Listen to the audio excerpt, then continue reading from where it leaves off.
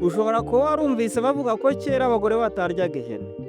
Byaterwaga n'iki? Kurikira iyi nkuru uraza gusobanukirwa impamvu.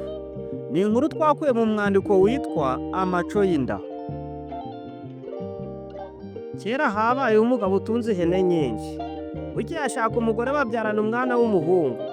Uwo mwana amaze kuba ingimbi, ababyeyi be barapfa, inzara nayo iza gutera muri icyo gihugu. Umwana agatungwa n'ihene ababyeyi be bamusigiye.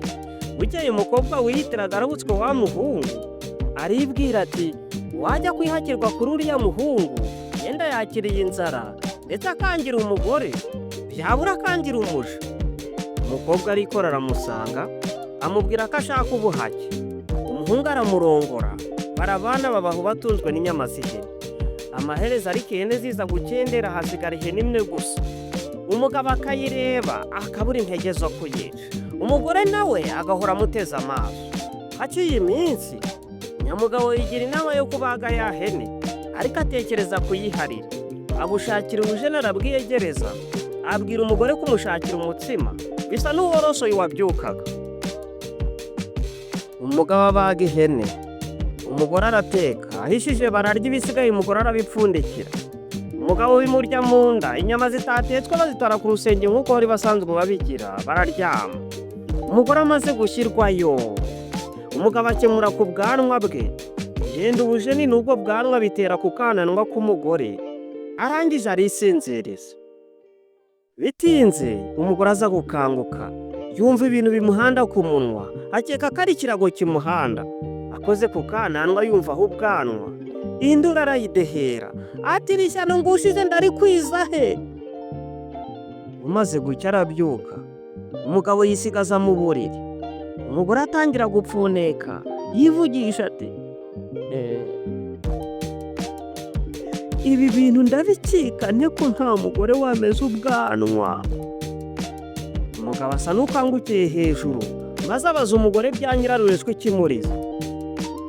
Umugore yenda uruhu yari yiteye arwikinga mu maso, oya si ukurira. Umugabo aramwegera aramubwira ngo niyihanagura aceceke. Umugore arahora, akuraho uruhu aramwereka. Umugabo yifata ku munwa arumirwa. Igeze aho umugabo ati mbere kurya ihene uri umugore nabyitaga iby'inzara nka kwihorera. Ubundi wacu nta mugore urya ihene, iyo ari yiriye amera ubwanwa. Nibyo nawe wiboneye. Yungamo ati ariko humura, nzi umuti wamara iryo shyano wagushije. Umugore ashyitse agatima mu nda. Umugabo nawe ajya kwitarisha imiti, yiyahirira ibitabonye byose, ikiri imisave, ikiri imibirizi, ikiri imiravumba n'ibindi ntazi. Araza arabihonda arabivuguta, ashyira ku kananwa ka nyamugore, ubujeni n'ubwanwa bikuraho. Umugore ararahira ati ehe no kurya inyama y'ihene.